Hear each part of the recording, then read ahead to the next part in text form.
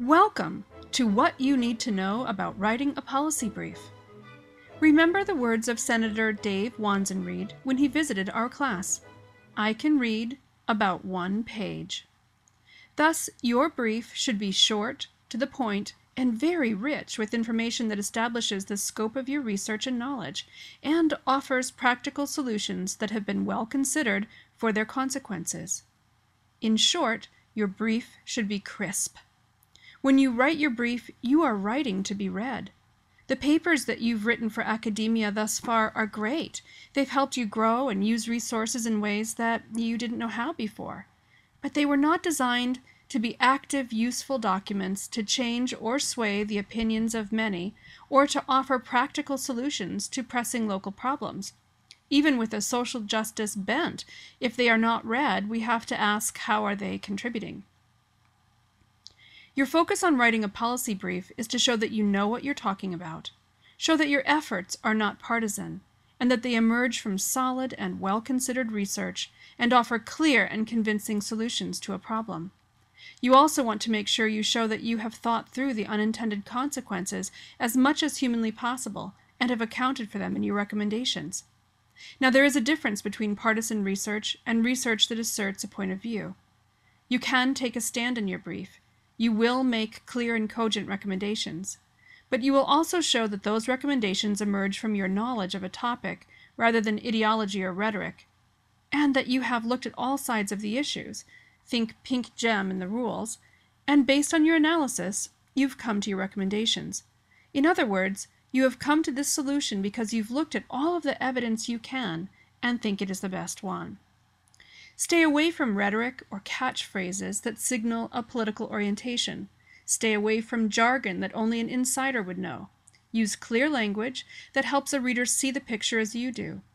Assume your reader does not have the expertise in this issue that you or others may have. You may have to begin with why your reader needs to care about this topic. Give them a hook upon which to hang their hat. Policy brief research is in service of your recommendations, not in service of how thorough you were gathering it or what a brilliant researcher you really are. You want to show that you've done your homework, but only insofar as it supports your recommendations. You won't have space for more. So look through your statistics and data and take only that which is highly impactful and very necessary to show why your recommendations are the right ones. You must do this in a very short document because you will lose your reader quickly. Your brief should also contain information that can be easily translated into other venues. For example, statistics that can be remembered and requoted at a committee hearing, or knowledge of solutions in other states. So your words need to be stated simply, elegantly, and in a straightforward fashion. For example, 42% of Montana children go to bed hungry each night because their parents cannot provide them food and the soup kitchens are not safe places for children. Or, the North Dakota model for guardian ad litem reform includes 3 parts that would benefit Montanans. They are 1. Mandatory training for all gals, 2. A review board for complaints, and 3. Clearly defined guardian tasks and fee structures.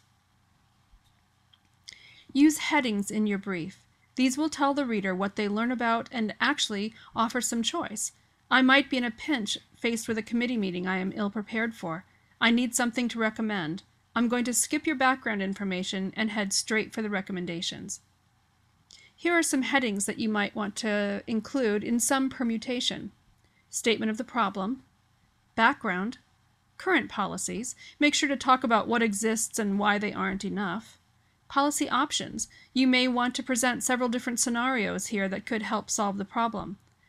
Next, you might want to look at the advantages and disadvantages of each of those options. And finally, make your recommendations.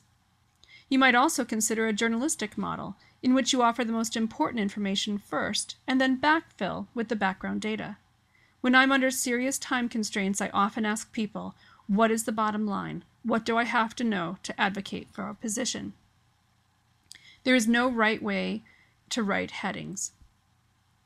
You have to tailor it to the information that you have. You might consider writing an executive summary that's between 1 paragraph and 1 page long. Use headings like the problem, background, recommendations, and consequences. Your brief can be a longer document of about 3 pages, probably no more than that, and it should expound on your executive summary. You might also consider a fact sheet that further breaks a complicated issue into relevant bites. Ask yourself, what does the average citizen need to know about this issue in order to be conversant and take a stand? Make sure you cite your sources in a footnote. Writing a brief is a process. I have never seen a group of policy students be able to start by writing a brief. A brief is a process of synthesis. You must start your work by gathering a lot of information and call and condense and boil it down until you are presenting the very core part of the issue. It is like making spaghetti sauce by starting with tomatoes. It takes a lot of ingredients and it's very watery at first. You have to keep boiling it down until it's thick and dense. This is why you are asked to write a policy framework first on your policy issue. It helps you organize your thoughts and the massive amount of information that you've collected and create the conceptual links. Now you'll take that information and further synthesize it. Consider who will read your brief and how you will disseminate it. Are you writing for John Q. Public? Are you writing for legislators? Are you writing for coalitions or professional organizations who are in a position to support your work and carry your ideas to a wider audience? So get started by reviewing your framework's analysis. See what is essential in that document and begin laying out your brief. It is not unreasonable that you will want to edit that numerous times to continue synthesizing and condensing. Make every word count. That's all for now. Good luck and keep forking.